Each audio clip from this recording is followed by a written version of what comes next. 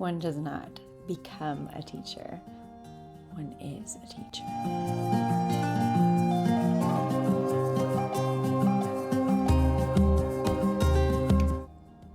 My educational philosophy is based on love.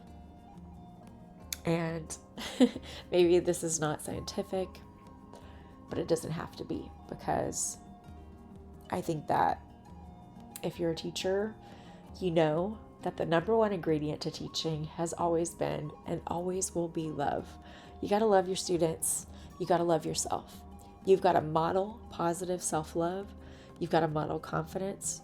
You've got to model how to have good boundaries. Don't cross my line. And allow students to have their boundaries and teach them a little bit about what it means to be the person that they are. I think that no matter what age someone is, they're growing into themselves. They're learning who they are in the context of all these people around us, this classroom filled with students. Who are they compared to these other people? And why is it important that they are who they are? What do they have to offer the world? And what are they good at? And what do they need to work hard at in order to get better? And in the end, and at the end of the day, it's not over till it's over. So even if the semester's over, even if the year's over, a child's growth is never over. You know, they're still growing. In fact, I'm still a child. I'm like 5 inside, which is probably why I became a teacher, because I get to play all day with kids and I like that. It's fun. But having the insight that I have after teaching for so many years and seeing so many students grow and change, it's been amazing. It's been quite a journey, and it's not over. And in fact, my new journey is just beginning. And though I'll probably continue to teach college, because at this point I can do it in my sleep. I've been doing it for so long.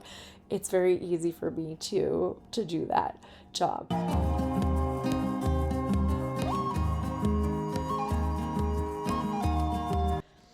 I helped students who were on academic probation to get back in good standing with the college by teaching them the skills they needed, to give them motivation to get back on track, and to understand that having a growth mindset is the difference between taking failure and giving up, or taking failure and improving and becoming the best that you can be.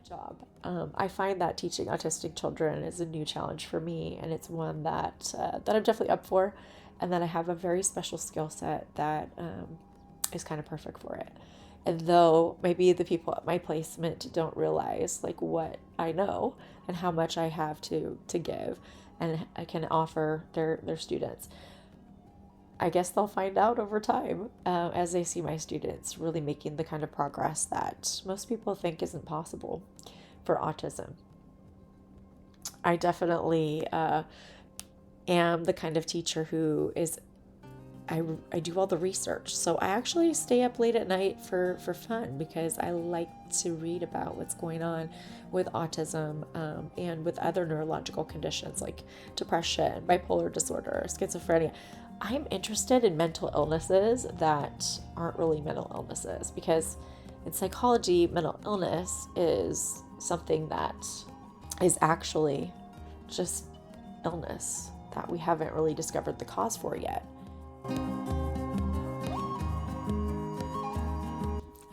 It's amazing how sometimes you can find that perfect fit, the fit that just feels right, the one that makes you wake up and say, gosh, did God create this job just for me? I'm a behaviorist. You know what? I studied under a behaviorist who taught me some really exciting things about intermittent reinforcement, which is what I use. So I'd usually do a one-to-one pairing like ABA at the beginning, but I quickly switched to an intermittent reinforcement schedule, which is the highest level of reinforcer that you can achieve with anyone. Yes, I believe in ABA, but I don't believe that ABA is going to teach kids critical thinking or teach them how to learn or get them to care or motivate them to do their best at school. But